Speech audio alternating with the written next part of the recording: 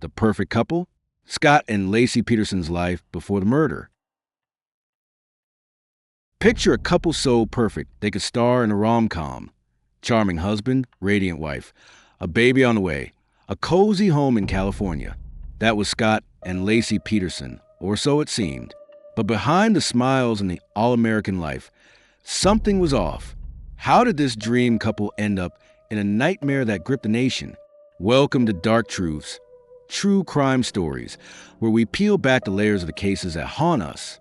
Hit that subscribe button, ring the bell, and join us for a 3-hour dive into Scott and Laci's life before the murder, their love story, their families, their perfect image, and the cracks we missed. Let's find out what really went on before everything fell apart. The meet-cute that started it all. Let's go back to 1994, in a little coffee shop at Cal Poly in San Luis Obispo, California. Laci Rocha, a bubbly 19-year-old horticulture major, spots Scott Peterson, a handsome business student with a megawatt smile. She's smitten, slipping him her number on a napkin. It's the kind of story you'd see in a movie, love at first sight, young and carefree. Can you believe that's how it all began? Laci was all energy, always smiling. Friends said in a 2003 People article. Scott was quieter, charming but reserved, with big dreams of being a businessman. They clicked instantly, spending weekends hiking, cooking together, dreaming about the future. It felt like fate. But looking back, were there signs even then that their story wouldn't end happily? Have you ever met someone who seemed perfect at first? Could that napkin moment have held clues we didn't see? What makes a love story feel too good to be true? Laci's roots, the Rocha family. Laci grew up in Modesto, California, on a dairy farm, surrounded by love and hard work. Her parents, Sharon and Dennis Rocha, split when she was young, but they gave her a stable, happy childhood. Sharon, a warm, no-nonsense mom, taught Laci to be kind and driven. Dennis, a farmer, instilled a love for the outdoors. Laci was a cheerleader, the planner, the girl who lit up every room. According to her brother Brent in a 2004 Dateline interview, she dreamed of being a mom, having a big family, and maybe running her own garden business. Her roots were simple, grounded in family values. But did that small-town upbringing make her trust Scott too much? Could her big heart have blinded her to red flags? Have you known someone whose warmth made them vulnerable? Could Laci's love for family have shaped her trust in Scott? What's the balance between trusting and protecting yourself? Scott's background, the Peterson clan. Scott Peterson came from a different world. Born in San Diego, he was the youngest of Lee and Jackie Peterson's 7 kids from various marriages. Lee, a businessman, and Jackie, a boutique owner, gave Scott a comfortable life, golf lessons, private schools, a polished image. Friends described him as charming but aloof, always chasing big dreams, like becoming a pro golfer, per a 2003 Los Angeles Times profile. But there were cracks. Scott's siblings later said he could be secretive, dodging tough conversations. Jackie was fiercely protective, maybe too much, some speculated. Did Scott's charmed life make him feel untouchable? Could his family's expectations have pushed him to hide his flaws? Have you met someone who seemed polished but distant? Could Scott's upbringing have shaped his ability to deceive? What happens when a perfect image hides a darker truth? The college sweethearts. By 1995, Scott and Laci were the couple everyone envied at Cal Poly. They'd go on beach picnics, study together at the library, and talk about opening a restaurant someday. Laci's friend said she glowed around Scott, planning their future with starry eyes. He'd call her his sunshine, according to a 2003 Modesto article, and she'd laugh at his cheesy jokes. But friends noticed Scott could be hard to read. He'd charm everyone at parties, then go quiet for days. Laci didn't seem to mind, brushing it off as his deep thinker side. Were those quiet moments early signs of something darker? Could their college romance have hidden clues we missed? Have you seen a couple that looked perfect but fell off? Could Laci have missed something in Scott's silences? What's the difference between quirky and concerning in a partner? Building a life together. After college, Scott and Laci moved fast. They married in 1997, a beautiful ceremony near Lake Tahoe, with Laci radiant in white and Scott beaming like he'd won the lottery. They settled in San Luis Obispo, opening a burger joint called The Shack. Laci handled the decor, Scott the business side. Customers loved their vibe, Laci's warmth, Scott's charm. It was their dream, straight out of a rom-com. But running a restaurant wasn't easy. A 2004 court TV report said they struggled with long hours and tight margins. Laci poured her heart into it, while Scott seemed less invested, dreaming of bigger things. Did those early stresses hint at trouble? Could their shared dream have masked deeper issues? Have you chased a dream with someone you love? Could stress have started pulling Scott and Laci apart? What happens when a shared goal isn't enough to hold a couple together? The move to Modesto. By 2000, Scott and Laci sold the shack and moved to Modesto, closer to Laci's family, the Rochas. They bought a cozy 3-bedroom house on Covina Avenue, perfect for starting a family. Laci dove into homemaking, planting flowers, hosting barbecues, planning for kids. Scott got a job as a fertilizer salesman for Trade Corp, traveling often. To the outside world, they were living the American dream. But neighbors later told Dateline in 2003 that Scott seemed restless, always talking about golf or work, rarely home. Laci, pregnant with Connor by 2002, kept the house running, her smile never fading. Did the move to Modesto shift their dynamic? Could Scott's travels have been an escape? Have you seen a couple change after a big move? Could Laci's focus on home have blinded her to Scott's distance? What's the cost of chasing a picture-perfect life? The all-American couple image. Scott and Laci were the couple everyone wanted to be. She was a radiant mom-to-be, throwing baby showers for Connor, decorating their home with love. He was a handsome provider, charming at dinner parties, always dressed sharp.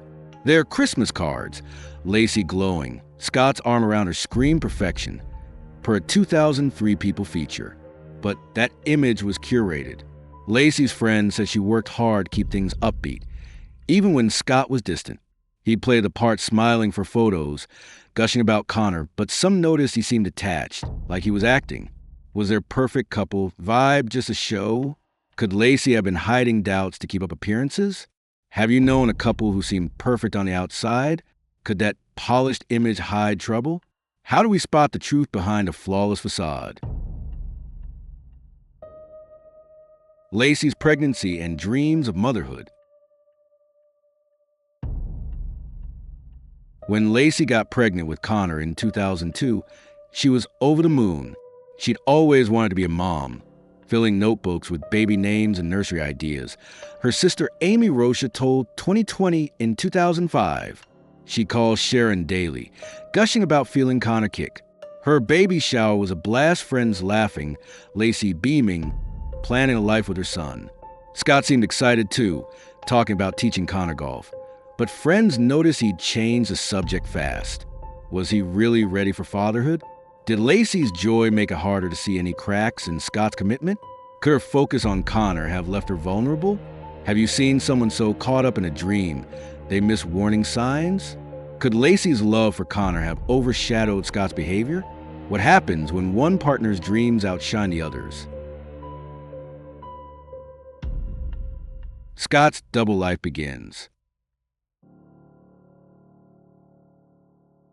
Here's where things get murky. By late 2002, Scott was living a secret life. He started an affair with Amber Frey, a single mom he met in Fresno, telling her he was a widower with no kids. They'd meet in Fresno, go on romantic getaways. While Laci was home, pregnant with Connor. Amber later told ABC News in 2005 that Scott seemed devoted, planning a future with her. Laci had no clue. She trusted Scott, even when he was late from work. The Rochas and friends didn't suspect either Scott was too good at the act. Could a slip-up like a stray text have exposed him? Would Laci have left if she'd known? Have you known someone living a secret life?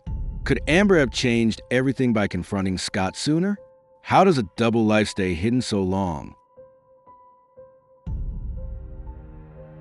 Financial pressures creep in. Money was a quiet strain. Scott's job at Trade Corp paid well, about $5,000 a month per court records, but their lifestyle was expensive. The Modesto house, Laci's decorating, their cars, Scott's golf trips, it added up. A 2003 San Francisco Chronicle report said they had credit card debt and leaned on Sharon for help sometimes. Laci managed a budget, always optimistic, while Scott seemed less worried. Spending on dinners with Amber. Did financial stress push him further away? Could Laci have mistaken his detachment for work pressure? Was money the crack that started breaking their perfect image? Have you seen money troubles strain a relationship? Could Laci and Scott have worked through it with help? What happens when financial stress meets hidden secrets? The social circle's blind spot. Scott and Laci's friends saw them as the ideal couple. At barbecues, Laci was the life of the party, Scott the charming host. But some, like Laci's friend Renee Tomlinson, later told Dateline in 2003 that Scott could be off, joking one minute, then distant. Nobody pushed him to explain, assuming it was just his personality. Laci never hinted at problems, always keeping things upbeat. Did she hide doubts to protect their image? Could a friend have noticed Scott's odd moments and asked questions? Was their social circle too caught up in the perfect couple myth to see the truth? Have you had a friend who seemed fine but wasn't? Could someone have seen through Scott's charm? What stops us from asking hard questions about a couple's happiness? Family expectations and pressure. The Rochas and Petersons had high hopes for Scott and Laci. Sharon Rocha saw them as the perfect pair, destined for a big family. Laci Peterson, Scott's mom, treated him like her golden child, per a 2004 New York Times profile. That pressure to be perfect, great house, great jobs, great future might have weighed heavy. Laci leaned into it, planning for Connor, hosting family dinners. Scott played along, but was he buckling inside? Did the expectations make him feel trapped, pushing him toward Amber? Could family pressure have hidden his growing discontent? Have you felt the weight of family expectations? Could Scott have been acting happy to please everyone?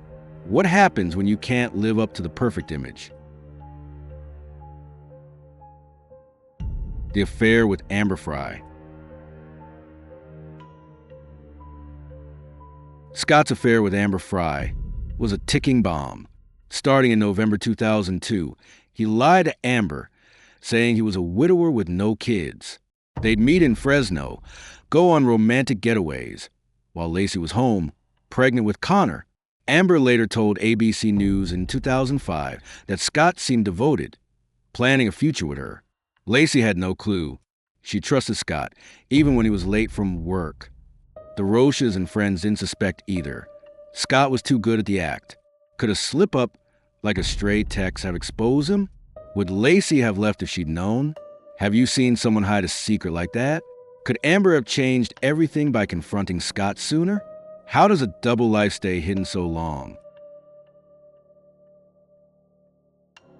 The perfect facade starts to crack. By December 2002, the cracks were there but subtle. Scott was spending more time away, claiming work trips. Laci's friends noticed she seemed tired, juggling pregnancy and homemaking, but her smile never faded. A neighbor told Court TV in 2004 that Scott was less social, skipping neighborhood events.